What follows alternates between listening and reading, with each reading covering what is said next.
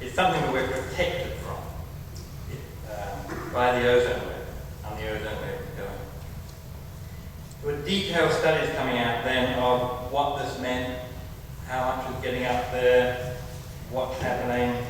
And I know the guys who ran a major review saying, well, we think it's not quite as bad as the original paper said, you know, maybe it's not too bad.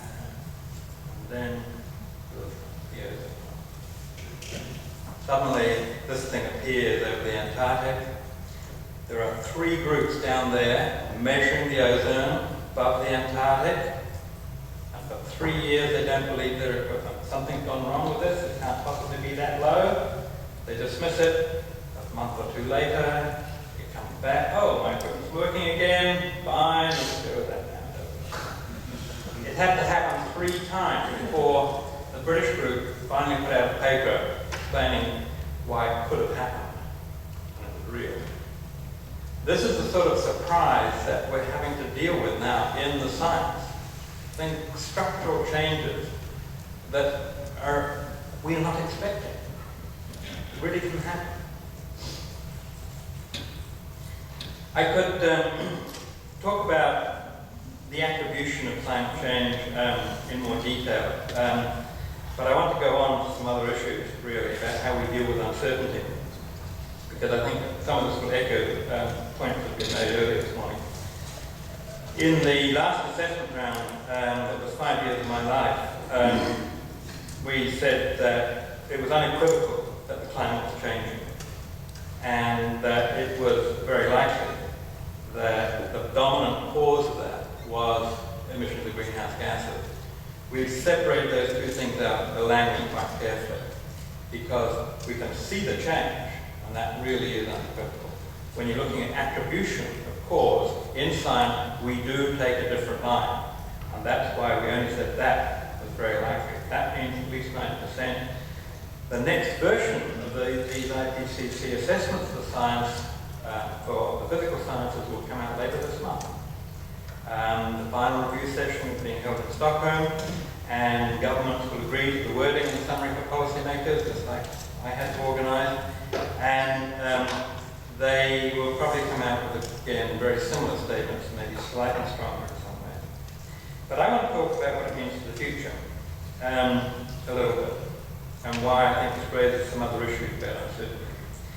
Here's a major review that came out by 2 people I know very well in a top journal. And it's showing a probability distribution here for the amount of warming that would occur if we double the amount of carbon dioxide in the atmosphere. And generally speaking, like in the last assessment, we said that what would happen would probably be in the range of 2 to 4.5 degrees, and that's this grey shaded area.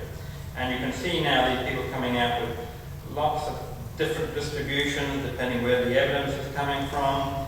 We're looking at things in lots of different ways, trying to combine all this in some sort of synthesis, and that's where they end up with here. There are 2 different formulas really for combining the information.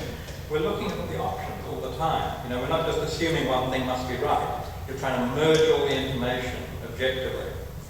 And it's non-trivial, and the assessment is being completed right now.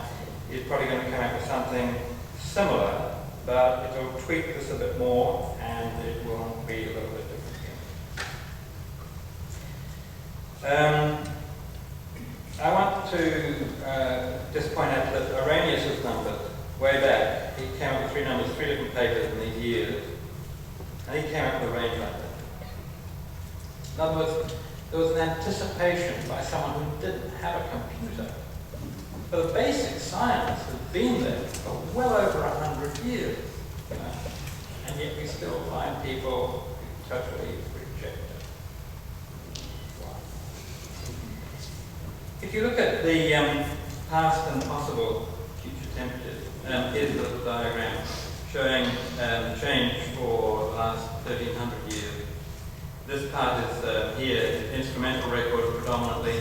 These are what we call proxies. They're determined from records in tree rings or records in deposits in lakes, and in the ocean and things like that, in shells and in coral and all sorts of things. And a lot of it is combinations of different amounts of information looking for consistent patterns. And there have been a lot of attacks on one or two of these, but the fact that you've got so many of them these days coming up with very similar information and telling us something. This is the medieval warm period back in here. Here we've got, going into a cooler period, and these small changes really made a difference. I mean, you could grow things in Greenland back here. You couldn't grow here. Small differences. Now we've already done this, and when you look at projections into the future, we're here. Within the next century, and this puts sort of the time scale in context. What the bottom end of this range is about where we were, we weren't, where the planet was about 120,000 years ago. And then it was because of a shift in the orbit around the sun. We've got less difference between summer and winter. And it had a structural change, meant there was much less ice in the northern hemisphere, and sea level was 6 meters higher than it is now. That will be around about here.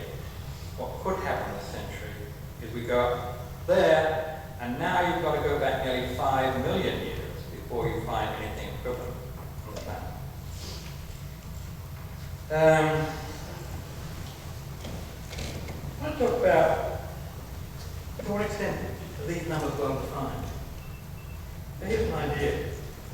What if there were actually two planets circulating around the sun? There was another one on the other side of the sun from us.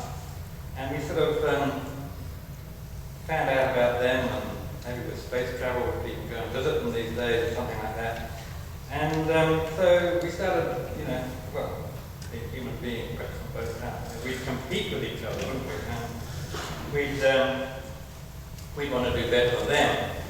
I mean, we'd say that what the year was 2013, here's the date, and we're 6 months ahead of them. And they said, no, we're 6 months ahead of you. That's the way people think, that's the way people operate. We're competitive, it's very inherent in what we do. But the point I want to make is even if, because we started to share technology or something like that, we did exactly the same thing, the planet was not warm by exactly the same amount.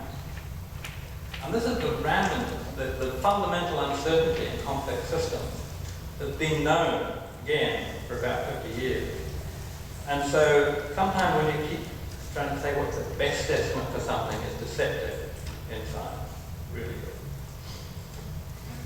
So I want to broaden this out a little bit. The whole basis for science is, as you've already heard this morning, really about testing things by experiment. And the very first paper I've already cited by Roger Rebel and Hamsus talked about that large-scale geophysical experiment. Do we want to do it? We want to test. And here we have the definition of scientific methods and some other things. Testing and modification of hypotheses. Criticism is the backbone. Is that going to work for everything? There's another view emerging, actually.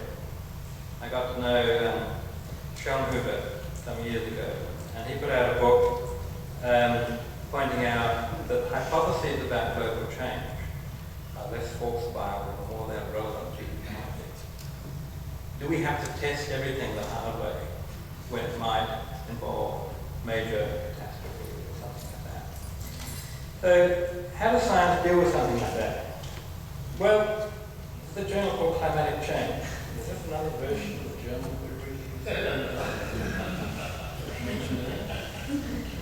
I happen to know Steve Schneider very well, who started this journal, and unfortunately died a couple of years ago. I was with him 10 days before he did. But this is the issue, really. How do you apply science when you want to avoid the experiment? That's really what we're dealing with now. Some people say, well, we're totally wrong, but what if we're not? So, what's science?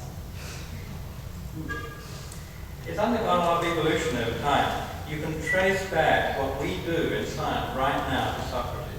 He really set the standard for identifying knowledge in a clear way. And Plato was his student, and Archimedes was Plato's student. Then there was another big transition